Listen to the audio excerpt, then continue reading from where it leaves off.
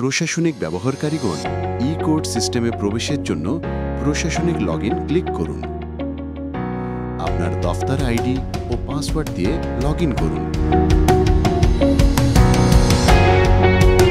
আপনার mobile code পরিচালনার অনুমতি থাকলে কোড সিলেকশন প্যানেল থেকে মোবাইল কোড অপশনটি সিলেক্ট করুন।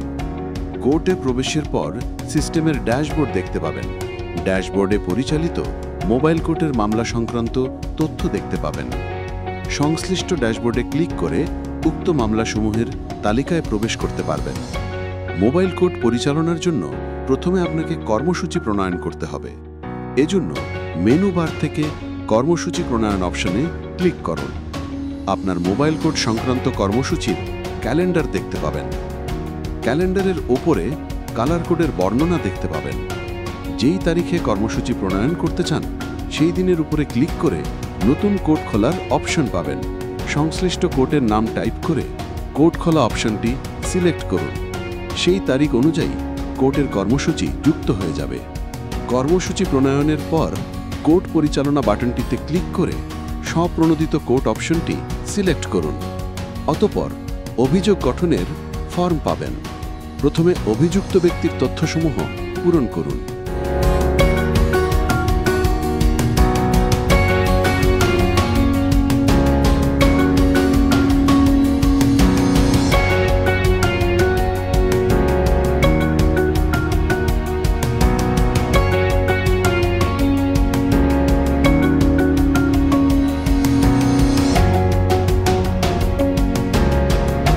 এরপর ঘটনার সাক্ষীগণের তথ্য পূরণ করুন।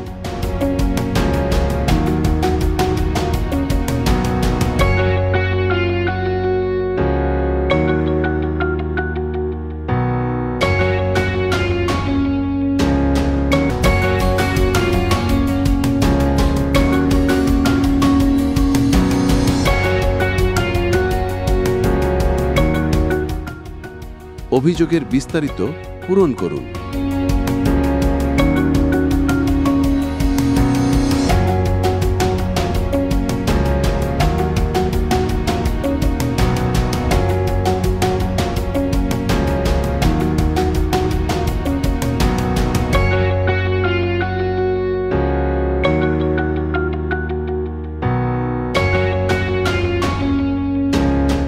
প্রয়োজন অনুসারে অভিযোগ সংশ্লিষ্ট প্রমাণাদি সংযুক্তি আকারে যুক্ত করতে পারবেন।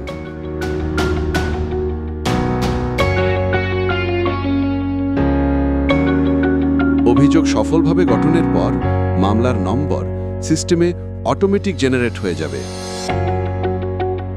গঠিত অভিযোগের ভিত্তিতে জব্দকৃত মালামালের তথ্য পূরণপূর্বক জব্দ তালিকা প্রস্তুত করুন।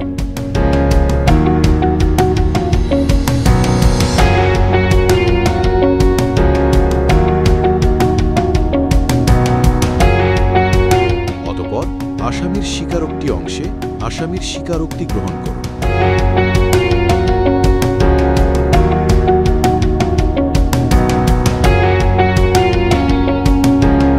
প্রমাণাদি সংযুক্তি আকারে যুক্ত করার সুযোগ পাবেন সংযুক্তি বাটনে ক্লিক করলে।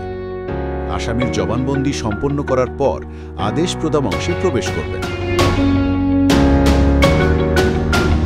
সংশ্লিষ্ট অপরাধের বর্ণনা এবং আসামি সিলেক্ট করে আদেশ প্রদান বাটনে ক্লিক করুন। আদেশ প্রদান প্যানেলে আসামির শাস্তি, জরিমানা সহ অনাদায়ের শাস্তির পরিমাণ উল্লেখ করুন। সমস্ত তথ্য সঠিকভাবে পূরণ করার পর সংরক্ষণ বা প্রকাশ অর্থাৎ সাবমিট বা পাবলিশ বাটনে ক্লিক করুন।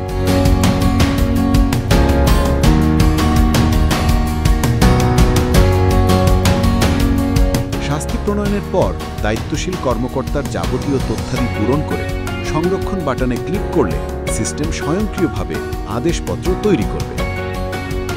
আপনি চাইলে আদেশপত্রের তথ্য প্রয়োজন অনুসারে এডিট করতে পারবেন। অতঃপর সংরক্ষণ বাটনে ক্লিক করে মামলাটি সম্পন্ন করুন। নিষ্পত্তিকৃত মামলা সংক্রান্ত তথ্য দেখার জন্য কোর্ট পরিচালনা মেনু থেকে মামলার তথ্য অপশনে ক্লিক করুন। সংশ্লিষ্ট অপশনে প্রবেশ করে সম্পূর্ণ অভিযোগের সমস্ত তথ্য এবং নথি যাচাই করার সুযোগ পাবেন।